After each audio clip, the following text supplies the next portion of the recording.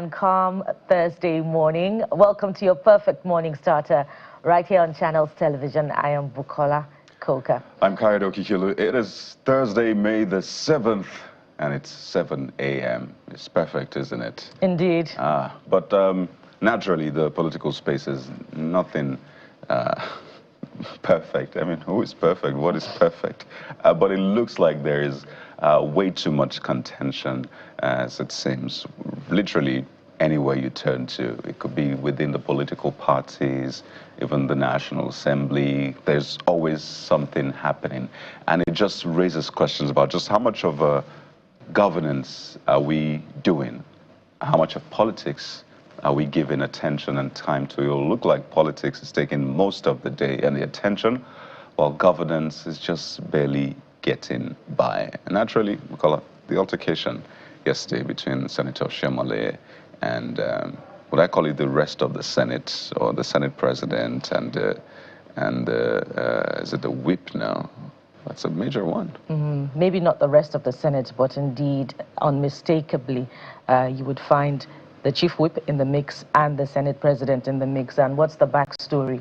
It's a disagreement over a report presented on the amendment of the Senate standing rules, which was going to restrict eligibility for contest of the office of the Senate President to those who had been in the Senate in the prior 2 terms. And I think Senator Shomole was having none of it, but the Senate leadership was going to proceed with it nonetheless. And, you know, the Senate President was trying to call a senator from Edo North, you know, to order, and he insisted that by now, you know, there's no new senator, and every senator should be knowledgeable of what the standing rules were. And Senator Shomole, according to the standing rules, was out of order. And for the second time, by this time, you would see that, you know, the Senate President was indeed angry. He said he would, based on the rules, order the senator out of the Senate if he was not, you know, keeping his calm. So let's see what played out yesterday.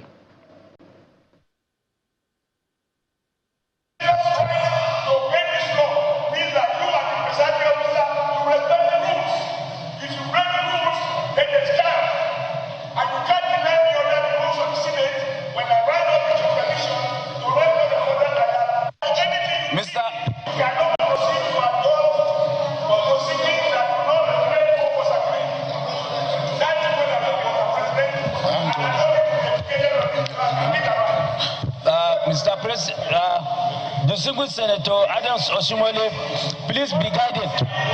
I don't want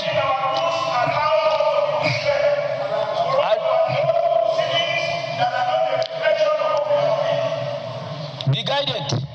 I don't want to invoke the powers of the office of the chief whip. Be guided.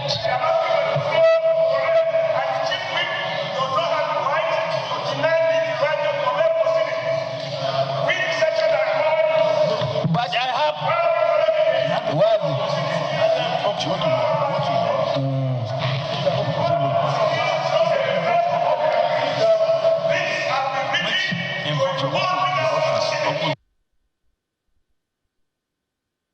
people have been in these chambers for 3 years now.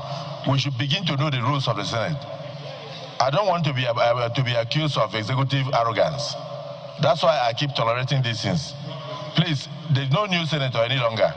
Distinguished senator, we shouldn't just go home, fill form, contest election, come here without knowing anything about the rules.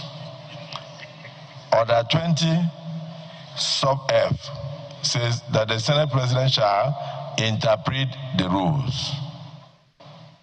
I didn't write this. So, please, Senator Oshomole, for the last time, if you become unruly in the Senate, we will use these same rules to take you out of the Senate. So this is the last warning.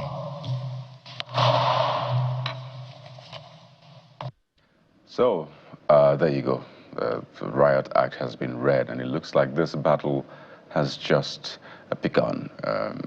Clearly not what you would expect in terms of the governance that we want to see, because at the end of the day, this is about the internal politics, who's going to be the next presiding officer. That's what this is all about, the 11th Senate, right? They can say, oh, well, we're fighting for fundamental human rights. Everybody should be able to aspire to lead the 11th Senate. That's what it's about primarily.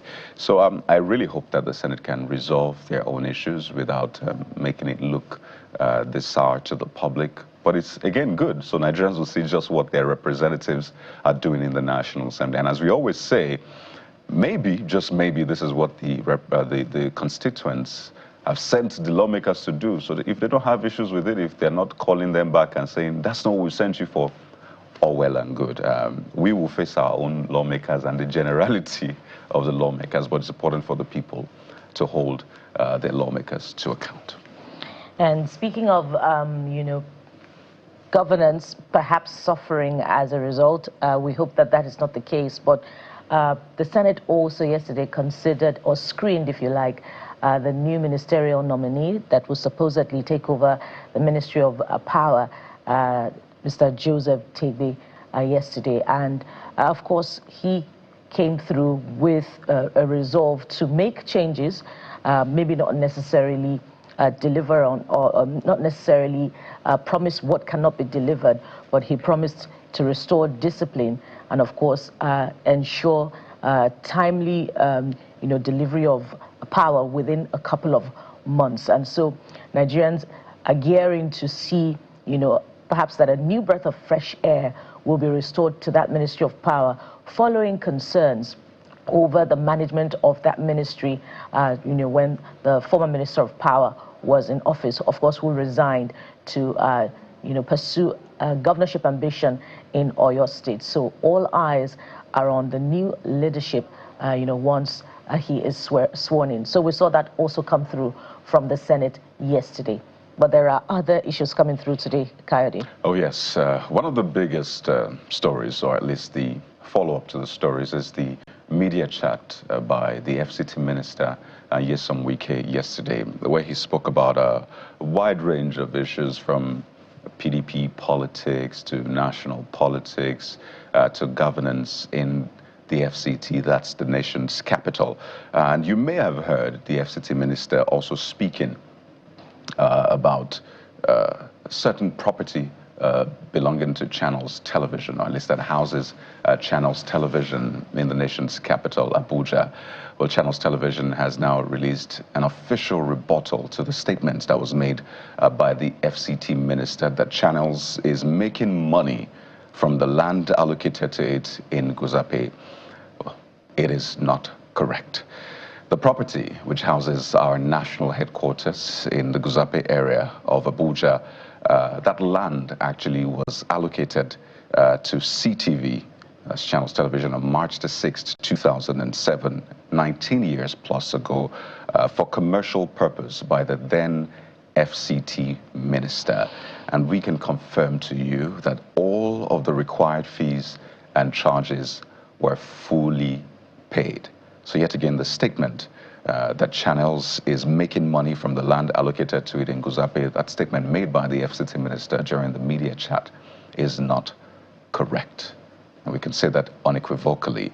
Secondly, the point made about Channels being paid and other media houses being paid for that media chat, of course, we gave a full disclosure just before it started that that is live coverage. To get that to our viewers, the stations there have to deploy their outside broadcasting van, a crew of up to 6, sometimes more. I mean, our fees are out there. So there's full disclosure, our fees are out there. We are a news and broadcast media organization. So if you're going to lock down 1, 2, 3 hours of airtime, of course you will pay. You will get value for it, and will ensure to ask the right questions, which is what we did yesterday and we're doing before all of that came up. And we'll stay on those questions because we will not allow any form of deflection. The questions will be asked, and we will ensure that we guard the trust we have built for over 30 years as a media organization that is built on credibility, the ethics of journalism, balance, and the rest. And to the third one, about land being allocated to journalists, well, it's important for the FCT minister to also come out full. What exactly is the land for? Who got the land?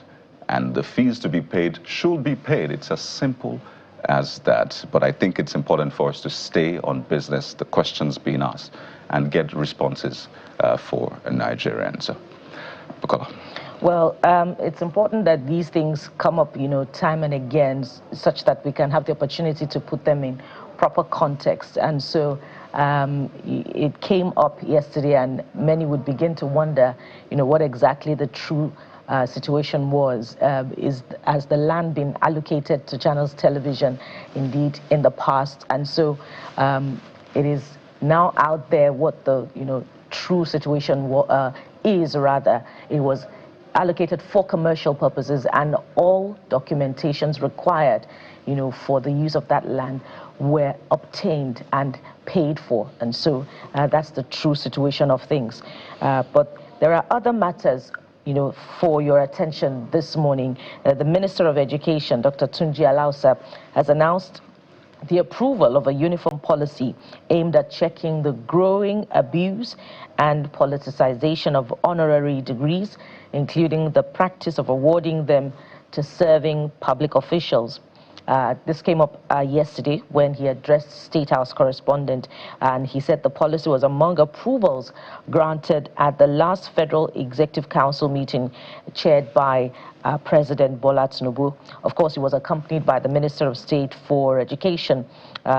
He expressed concern over what he called the growing proliferation and misuse of honorary degrees by some tertiary institutions. And it's, I'm quite glad that there's an acknowledgement here that the honorary degrees are often awarded to serving public officials, time and again, during convocation ceremonies of higher institutions, you would see authorities of those institutions conferring honorary degrees on perhaps a serving governor, a serving senior legislator at the federal level, perhaps sometimes even at the state level.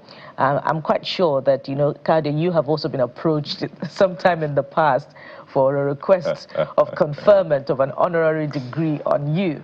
And so, time and again, we get, a point of order, not on the floor of the National Assembly now, perhaps here or in other engagements from, some officials who say that they are a doctor, and you must refer to them by that title, and some actually obtain that title, through exertion of the process, a study, and, serving time, and of course doing the research work on that. But some have that title as an honorary title, and so the argument is, which do you go by now? But the federal government has now put it out there, has set the record straight.